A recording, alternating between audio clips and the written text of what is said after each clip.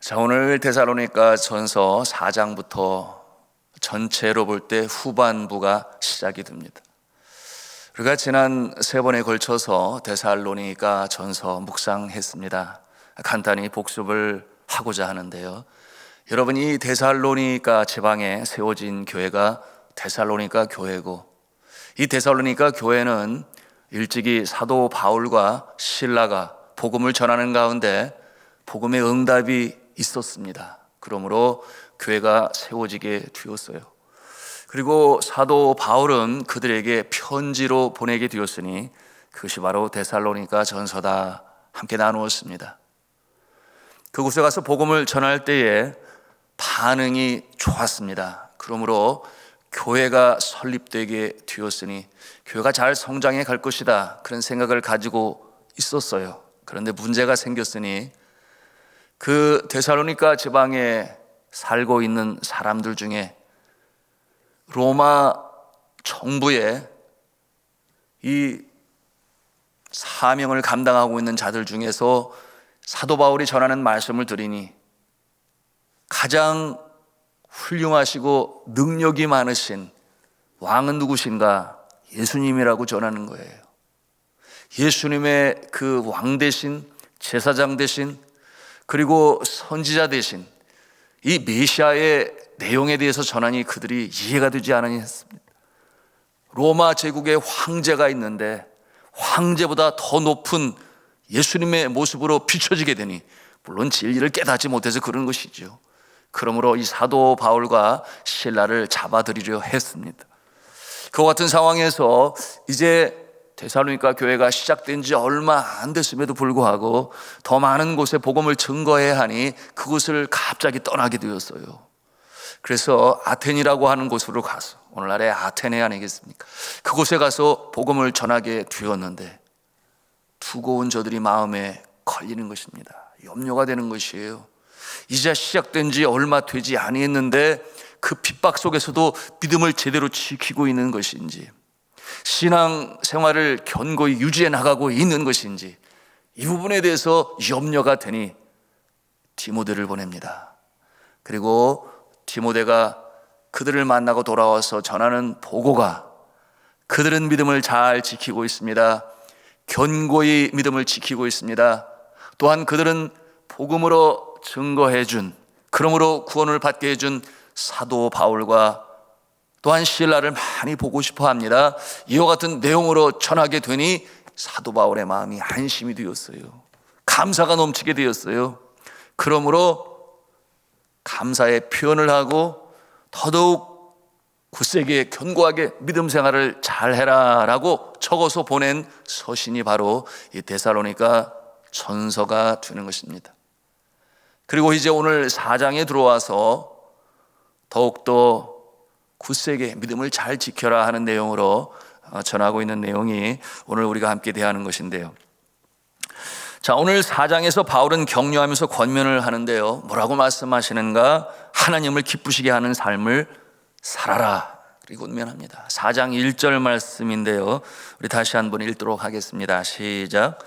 그러므로 형제들아, 우리가 끝으로 주 예수 안에서 너에게 구하고 권면하노니 너희가 마땅히 어떻게 행하며 하나님을 기쁘시게 할 수 있는지를 우리에게 배웠으니 곧 너희가 행하는 바라 더욱 많이 힘쓰라. 아멘. 자, 하나님의 마음을 기쁘시게 하는 자가 되라. 그와 같은 모습으로 살아라. 어떠한 모습으로 그렇게 살면 되겠습니까? 그 내용이 3절 4절입니다. 같이 읽습니다. 시작. 하나님의 뜻은 이것이니 너의 거룩함이라. 곧 음란을 버리고 각각 거룩함과 존귀함으로 자기의 아내 대할 줄을 알고. 아멘. 하나님의 뜻은 이것이니 거룩함이라, 그렇게 말씀하고 있어요. 여러분, 거룩함 하나님의 성품 아니겠습니까? 또 하나님께서 말씀하셨죠. 내가 거룩하니 너희도 거룩하라, 그렇게 말씀하셨습니다. 여러분, 이 거룩함을 성경 원어로 보면 하기아스모스라고 하는데요, 하기아스모스, 그 뜻이 영어로는 sanctification이라고 그래요. 우리는 성화로 알고 있습니다. 거룩하여 짐이라고 우리가 번역하여 이해하고 있습니다. 마음도 행동도 순결하고 청결한 이 죄 없는 상태를 거룩이라고 표현하고 있어요. 그런데 그러기 위하여 먼저 강조하고 있는 것이 성적 순결에 대하여 오늘 사도 바울이 말씀하고 있습니다. 음란을 버려라. 각각 거룩함과 존귀함으로 아내를 대하라.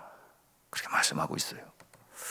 여러분, 이처럼 도덕적인 교훈을 먼저 이 성적 문란에 대해서 경고의 말씀으로 주시는 이유가 있었어요.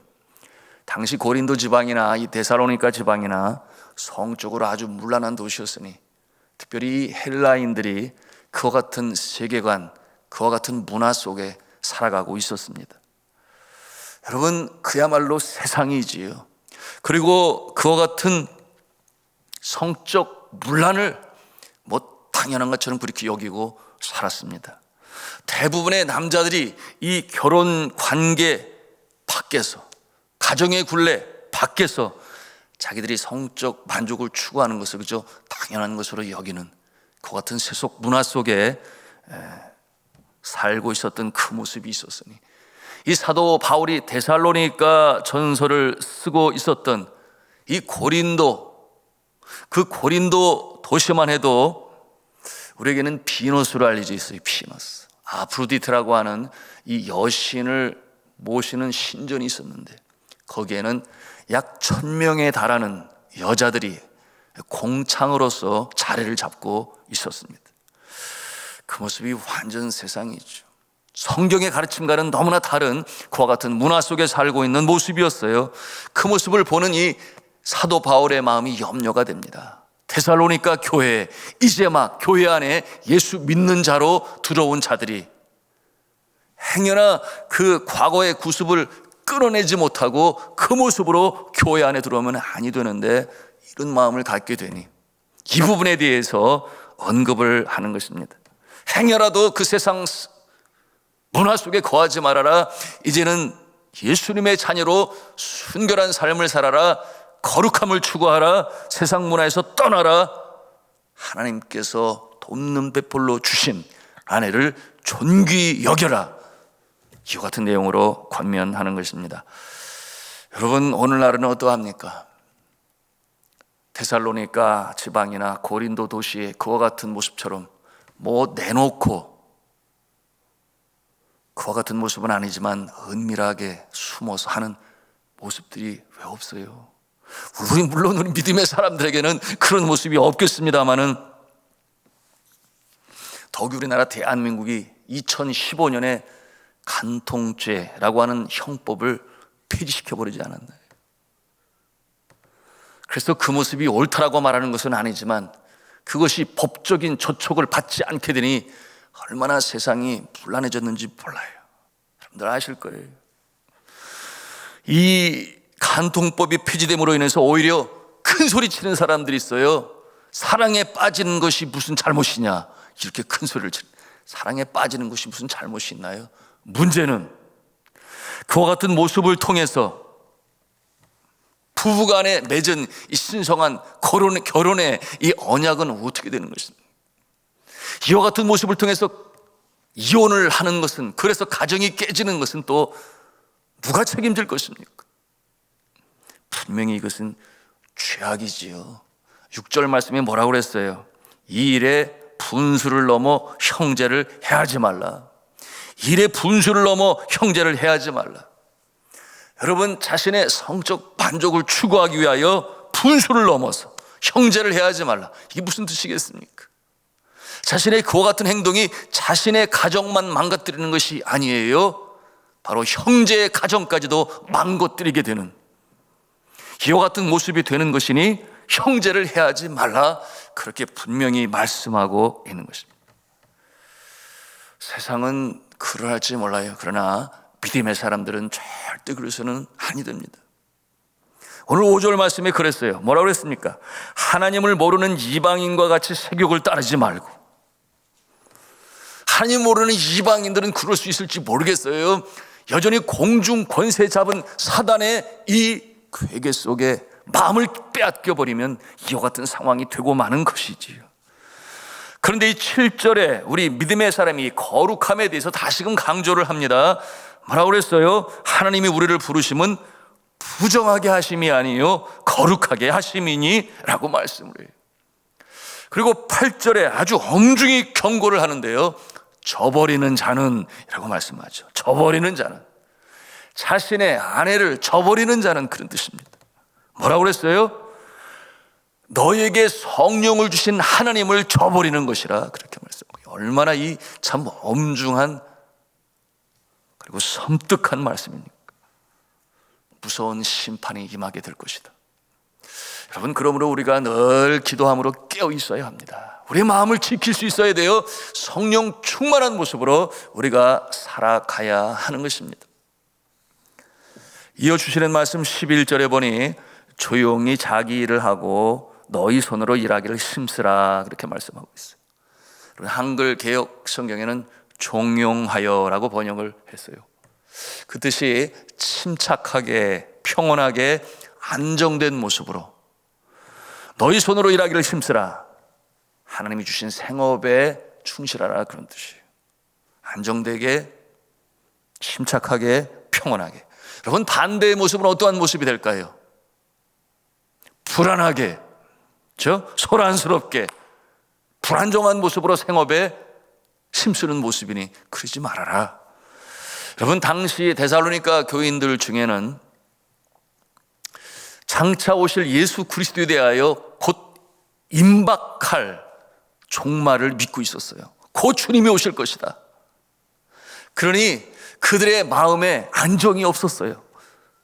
그와 같은 모습으로 생업을 감당하게 되니 마음이 잡힐 리가 없지요. 곧 주님이 오실 건데 이렇게 열심히 일을 할 필요가 있을까?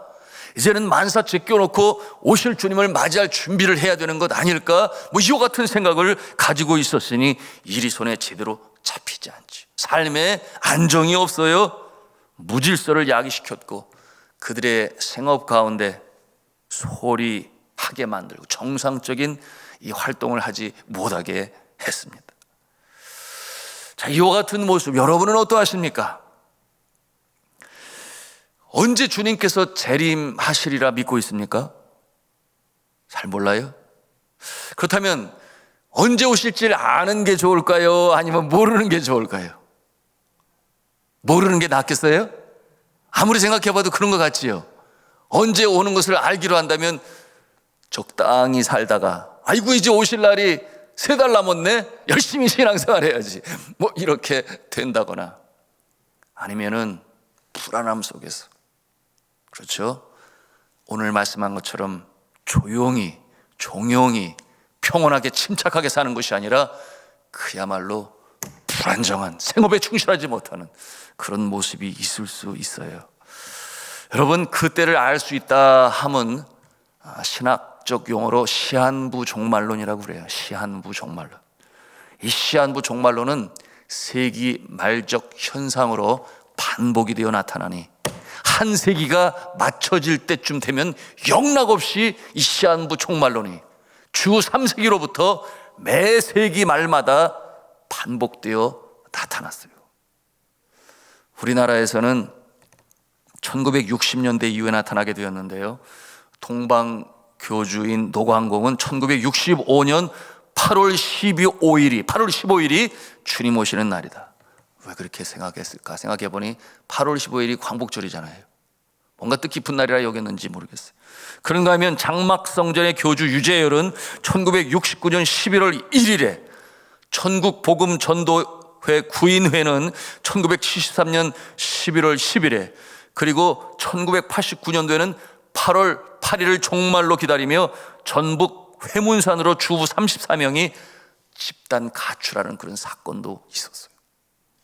시한부 종말론이 정점에 다른 건 세기의 말로 갈수록 다다르게 되니 1992년입니다. 당시 10월 28일을 휴거일로 정했어요. 다미 선교회라고 하는 이장님이라고 하는 사람을.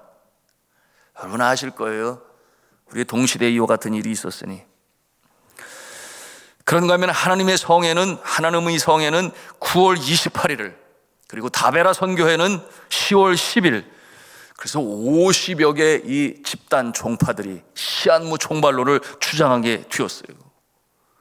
1999년을 종말론 시기라고 주장하는 집단도 있었는데요, 이 부산 성화 선교교회에서는 초중고생 30명이 함께 혼숙을 하게 하여 이 1999년 종말론을 통해 사회에 큰 무리를 빚기도 했습니다. 이 데살로니가 교회에 임박한 이 종말론으로 인하여 사람들이 불안해하고 생업에 충실하지 못하니 이처럼 사도 바울이 그러면 아니 된다 하는 권면의 말씀으로 주님이 오실 것은 분명하지만 그러나 믿음의 사람들로서 마땅히 추구할 것이 무엇인가, 거룩을 추구하며 의로운 삶을 살며 주어진 생업에 충실하여 하루하루를 살아야 한다 하는 내용으로 오늘 말씀으로 가르치는 것입니다. 우리도 그래야 되겠지요. 네, 새벽에 눈을 뜨면 하나님께서 또 오늘 하루를 살게 하셨네, 감사하다. 심장이 뛰고 있어요. 온몸으로 피가 돌아요. 손과 발을 움직일 수 있어요. 일하러 갈 수 있는 일터가 있습니다. 물론 여러분들은 새벽에 나와서 기도하심으로 하루를 시작하지만 감사하다. 이 하늘도 주님이 주신 날이니 열심히 살아야지. 나에게 주신 가장으로서의 사명과 어머니로서의 사명과 성도로서의 사명을 충실히 행하며 살아야지. 그럴 때 보람도 없고 또 하나님께서 생계에 필요한 이 물질의 복도 허락하여 주시고 또한 이와 같은 모습을 통하여 하나님이 기뻐하시는 삶으로 살게 두는 것이니, 사랑하는 성도 여러분, 그러한 가운데 주님이 오시면 마라나타의 신앙으로 아멘 주 예수여 어서 오시옵소서, 이와 같은 모습으로 정진해 나가시는 우리 산돌의 성도 여러분 다 되시기를 저는 주 예수 그리스도의 이름으로 축원합니다.